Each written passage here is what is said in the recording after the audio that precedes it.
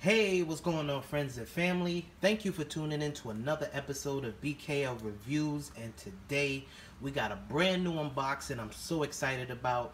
First and foremost, before we get started with anything, I definitely want to encourage everyone to hit that thumbs up button. It goes a long way.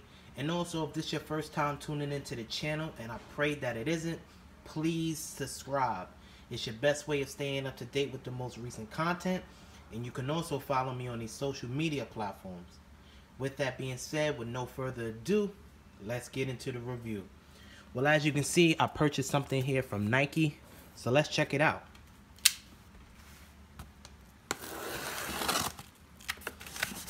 I'm always excited to unbox these things live. Sometimes, I just can't wait. I just want to dabby into it just like a little kid on Christmas. You already know, first and foremost, for the receipt, please.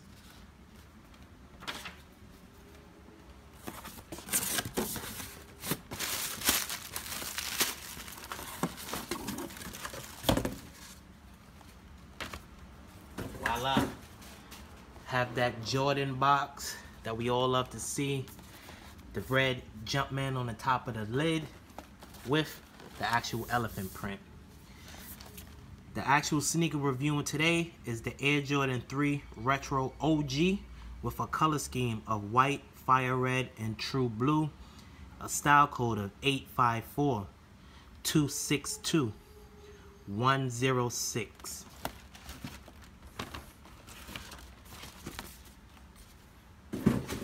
You already know you have that elephant print pattern on the actual tissue paper here.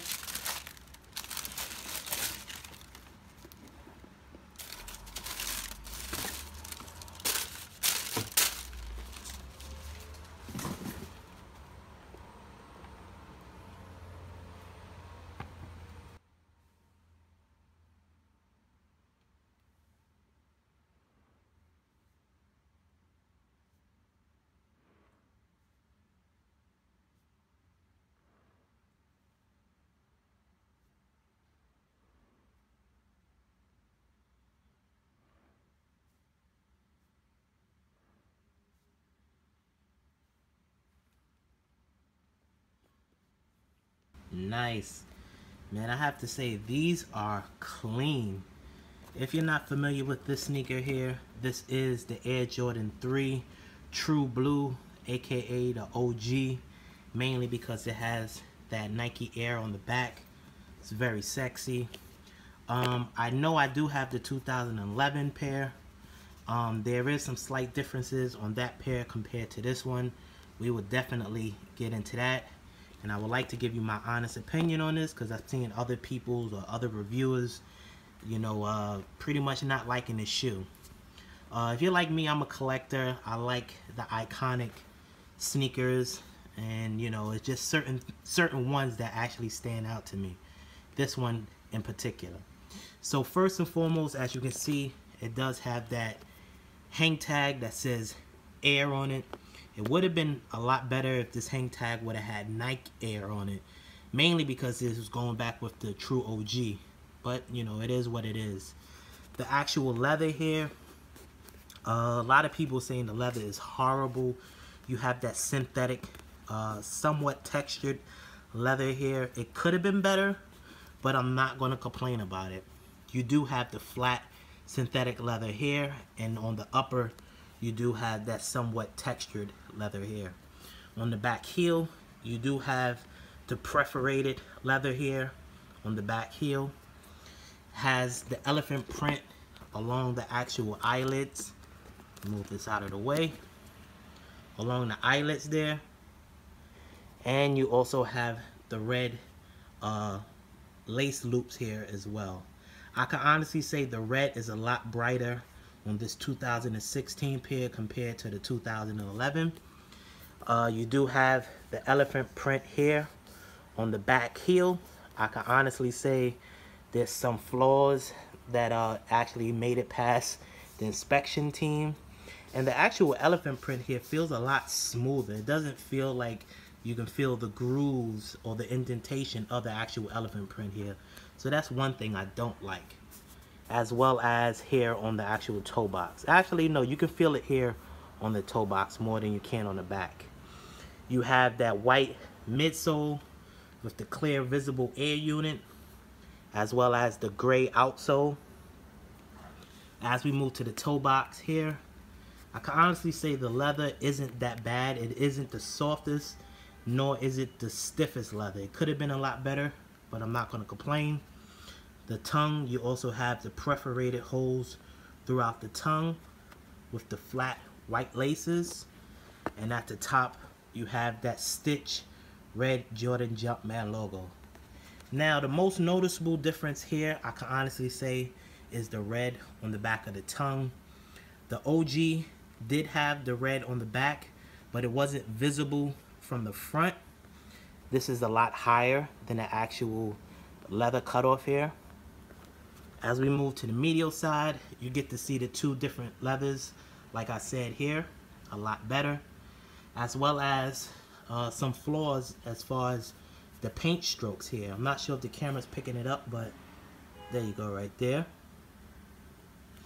As we move to the back heel, this is pretty much the sexiest part of the sneaker. This is the reason why the actual price tag is $220, mainly because it has the Nike Air on the back of the heel. As we move to the insole of the sneaker, I'm not sure if the camera's picking it up, but the insole is red and it says Nike Air in white. The actual outsole is pretty standard with all Jordan 3s. You have the pop-up stars here in the forefront of the sneaker, as well as the branding here that says Nike in bright red. I was also able to purchase some merchandise via Nike.com.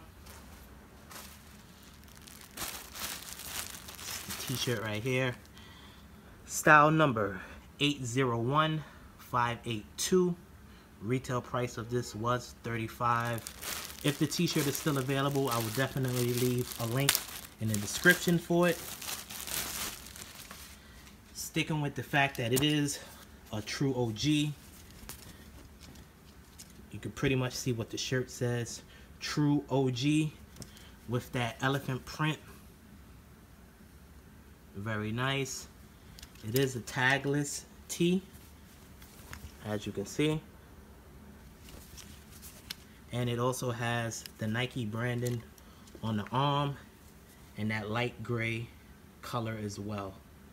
Doesn't have any branding on the back except for the Jordan Jumpman logo in that same gray. So this was something definitely I thought was nice to add to the collection with some apparel.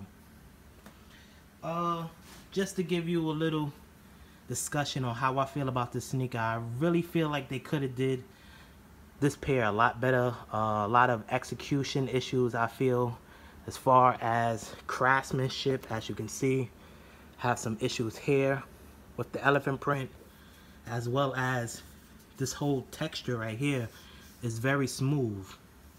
It's not like the front area where you can feel the grooves of the elephant print, or right here where the eyelids are.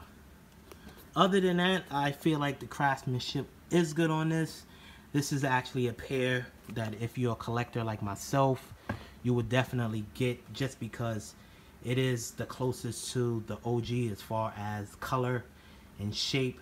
But like I said, there is some craftsmanship issues that Nike definitely need to fix, especially if we're paying $220 for this sneaker.